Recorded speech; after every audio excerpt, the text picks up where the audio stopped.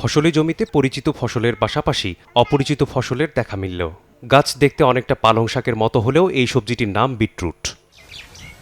গাঢ় গোলাপি বা লালচে বেগুনি রঙের বিভিন্ন পুষ্টি ও ওষুধি গুণ সম্পন্ন বিটরুটকে সুপারফুডও বলা হয়। বিদেশি সবজি হওয়ায় দেশে খুব একটা চাষ হয় না, তবে বর্তমানে ব্যক্তি উদ্যোগে দেশের কিছু কিছু অঞ্চলে এই সবজি চাষ হচ্ছে।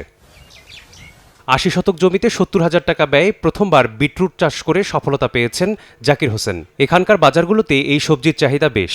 এছাড়া অনেক আগ্রহী ক্রেতা জমি থেকেই কিনে নিচ্ছেন। বিটরুট আসলে এমন একটি আন্তর্জাতিক পণ্য, যেটা আসলে ইউটিউব, ফেসবুকে আমরা যখন দেখলাম এবং ডাক্তার জাকির হোসেন যখন উদ্যোগ নিয়ে এই বিটরুট চাষ শুরু করলো এবং তার গুণ সম্বন্ধে আমরা জানতে পারলাম, তখন আমরা খুবই উদ্বুদ্ধ হলাম। আমরা আর দেখি নেই, আমার কুমিল্লা বুড়োর জন্য নতুন, যার জন্য অনেক লোক আসে দেখাশোনা করে। এটা গাজরের মতন একটা টেস্ট আছে, গাজরের চেয়ে অনেক উন্নত মানের টেস্ট এবং অনেক রসালো, সবজিটা অনেক রসালো, যা নাকি আমাদের শরীরের জন্য অনেক উপকারী। বিটরুট বিক্রি করে ৭ থেকে ৮ লাখ টাকা লাভ হবে বলে জানান জাকির হোসেন। আগামীতে আরও বড় পরিসরে চাষ করার পরিকল্পনা আছে তার। আমি আসলে গুগলে দেখলাম যে এটা একটা সুপার ফুড, সারা পৃথিবীতে জনপ্রিয় একটা ফুড হলো এই বিটরুট।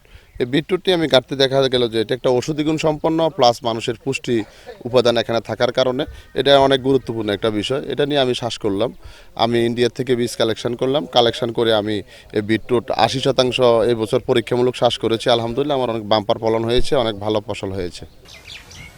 সম্ভাবনাময় এই সবজিটি বাণিজ্যিকভাবে লাভজনক। কৃষকদের উৎসাহিত করতে বীজ সহজলভ্য করার পরিকল্পনা আছে কৃষি সম্প্রসারণ অধিদপ্তরের। বিটরুটটাকে আরও জনপ্রিয় করতে পারি। আমার জনপ্রিয় হচ্ছে, কেউ কেউ চাষ করছেন, আমাদের যেমন বরুড়ার আমাদের একজন কৃষক ভাই, উনি ৮০ শতক জমিতে করেছেন।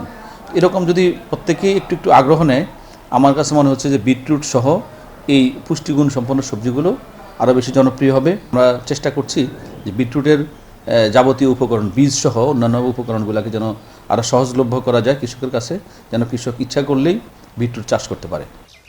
জাকির হোসেন কুমিল্লার বরুড়া উপজেলার গোবিন্দপুর গ্রামের বাসিন্দা। মেসবাহুল আলিফ, সময় সংবাদ।